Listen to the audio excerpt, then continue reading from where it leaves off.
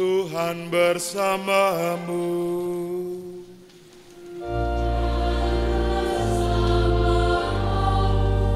Inilah Injil Yesus Kristus menurut Santo Lukas.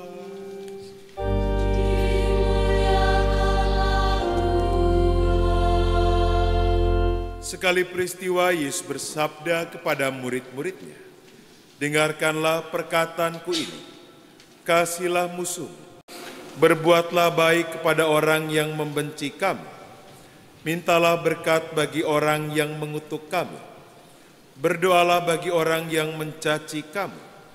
Bila orang menampar pipimu yang satu, berikanlah juga pipimu yang lain. Bila orang mengambil jubahmu, biarkan juga ia mengambil bajumu. Berilah kepada setiap orang yang meminta kepadamu, dan janganlah meminta kembali dari orang yang mengambil kepunyaanmu. Sebagaimana kamu kehendaki orang berbuat kepadamu, demikian juga hendaknya kamu berbuat kepada mereka. Kalau kamu mengasihi orang yang mengasihi kamu, apakah jasamu? Orang-orang berdosa pun mengasihi orang-orang yang mengasihi mereka. Kalau kamu berbuat baik kepada orang yang berbuat baik kepadamu, apakah jasamu? Orang-orang berdosa pun berbuat demikian. Dan kalau kamu memberikan pinjaman kepada orang dengan harapan akan memperoleh sesuatu daripadanya, apakah jasamu? Orang-orang berdosa pun meminjamkan kepada orang-orang berdosa, supaya mereka menerima kembali sama banyak. Tetapi kamu, kasihilah musuh, dan berbuatlah baik kepada mereka, dan berilah pinjaman tanpa mengharapkan balasan, maka ganjaranmu akan besar. Dan kamu akan menjadi anak-anak Allah yang Maha Tinggi. Sebab ia baik terhadap orang-orang yang tidak tahu berterima kasih dan terhadap orang-orang jahat. Hendaklah kamu murah hati, sebagaimana Bapamu murah hati adanya. Janganlah kamu menghakimi, maka kamu pun tidak akan dihakimi. Dan janganlah kamu menghukum, maka kamu pun tidak akan dihukum. Ampunilah, maka kamu akan diampuni. Berilah, maka kamu akan diberi. Suatu takaran yang baik, yang dipadatkan, yang diguncang dan tumpah keluar, akan dicurahkan ke pangkuan. Sebab ukuran yang kamu pakai akan diukurkan pula kepadamu." Demikianlah sabda Tuhan. Bapak, Ibu, dan saudara-saudari yang terkasih di dalam Kristus, kalau kita melihat diri kita sendiri atau cara orang tua mendidik kita pada waktu itu, pasti berbeda dengan cara Bapak Ibu mendidik anak saat ini. Waktu itu kalau rasanya tidak dipukul itu rasanya kurang afdol gitu ya. Kalau anak-anak kurang dicubit itu kayaknya kurang paham gitu ya. Maka kerap kali orang tua memilih cara tersebut untuk mendidik. Bukan berarti bahwa segala sesuatu yang terjadi di masa lalu itu keliru. Dalam artian mungkin juga karena keterbatasan pengetahuan dan juga dunia yang semakin maju menuntut kita pun semakin manusiawi. Maka sekarang pendidikan pun menjadi lebih humanis. Atau mungkin Bapak Ibu yang kuliah dulu ada perpeloncoan gitu ya. Ada istilahnya penataran P4, lalu nanti juga ada semacam penggojlokan dari senior ke junior dan segala macam. Tetapi saat ini segala sesuatunya berubah. Bapak, Ibu, dan saudara-saudari yang terkasih dalam Kristus, saya ingin mengambil satu bagian dalam keseluruhan Injil yang kita dengarkan tadi. Memberikan sebelah pipi lain agar juga ditampar bukan hal yang mudah untuk dicerna. Dan biasanya otomatis kita akan membalas ketika orang memukul, kita otomatis membalas. Tetapi poin saya adalah, jika menampar ataupun memukul sebagai sebuah kekerasan, maka perkaranya kita harus berpikir kembali. Orang yang melakukan kekerasan, memukul, bullying, dan segala macamnya adalah orang yang tidak merdeka. Mengapa tidak merdeka? Karena mereka melakukan itu untuk mempertahankan kekuasaan, kedudukan, perasaan lebih, ideologi, bahkan juga perasaan ditindas dan menindas. Maka bukan pertama-tama pada tindakannya, tetapi di belakang tindakan itu ada sesuatu yang tersimpan yang lebih besar, bahwa aku superior daripada kamu, bahwa aku lebih daripada dirimu. Maka disinilah ada perasaan tidak merdeka dari seseorang.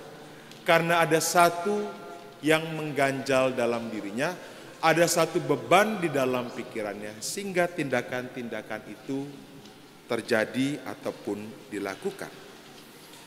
Dan Injil pada hari ini mengajak kita supaya tidak membalas. Kalau membalas, maka rantai kekerasan itu akan terus terjadi dan tidak akan berhenti sebagaimana lingkaran setan. Jadi akan terjadi setahun kemudian, 2 tahun, dan seterusnya. Maka menjadi suatu yang biasa bagi kita. Kalau Bapak Ibu pernah mendengar perumpamaan anak yang hilang, bagi saya itu gambaran seorang bapak yang penuh kasih. Ketika anaknya meminta seluruh harta miliknya, menghabiskannya untuk berfoya-foya, bahkan ia sampai jatuh miskin, bahwa ia tidak memiliki apa-apa dan dia lebih memilih untuk bekerja di tempat orang dan memakan dari sisa makanan babi. Anak itu mencoba menghukum dirinya sendiri atas segala apa yang dilakukan. Tetapi sang ayah, bapak yang baik hati, tidak ingin anak itu menghukum dirinya sendiri.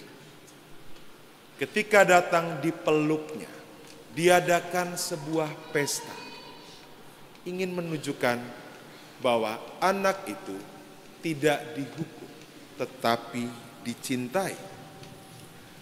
Pembicaraan juga tentang kasih dalam Injil yang baru saja kita dengarkan pada bagian pertama, kasihilah musuhmu, mintalah berkat bagi orang yang mengutukmu, berdoalah bagi orang yang mencacimu, dan seterusnya, adalah gambaran bahwa itulah kasih.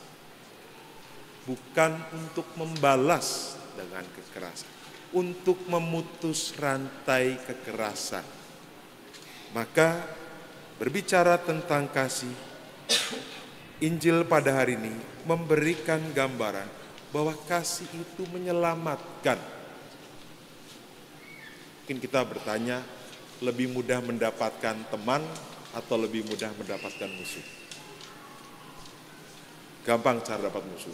Orang lewat, pukul, pasti habis itu dia benci kita. Ya, ada orang kita rasani, pasti ada permusuhan. Tetapi untuk mendapatkan teman itu tidak mudah. Artinya, sebagai pengikut Kristus inilah kemartiran kita.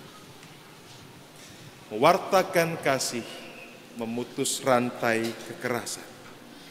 Dan inilah yang sudah dan kita terus usahakan dalam ajaran iman kita. Tidak mudah. Dan memberikan kasih juga bukan lalu tidak peduli dengan yang lain bahwa kekerasan dan segala macam bentuk penindasan itu terjadi. Tetapi kita memperjuangkan. Bapak, Ibu, dan saudara-saudari yang terkasih dalam Kristus. Bacaan kedua bagi saya, bacaan yang cukup memberikan rasa adem, dingin bagi hati saya. Dikatakan bahwa kita adalah manusia yang alamiah, tetapi kita juga mengenakan rupa dari yang surgawi.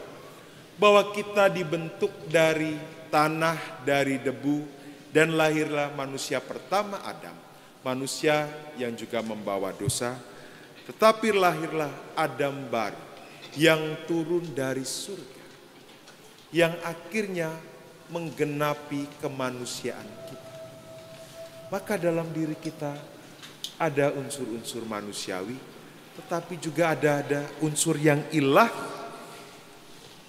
Rupa yang dari surga juga hadir di dalam diri kita. Maka inilah dasar kasih kita, bahwa Allah lebih dahulu mengasihi kita, bahwa kasih itu memerdekakan, membebaskan, dan memutus rantai kekerasan. Maka pada kesempatan pagi hari ini, marilah kita mohon rahmat Allah supaya kita semakin dikuatkan untuk dapat mengasihi, solider terhadap saudara-saudari kita, rekonsiliasi dengan segala pengalaman kita, masa lalu kita, dan juga permusuhan kita. Dan akhirnya membiarkan orang lain juga merdeka dan merasa damai. Amin.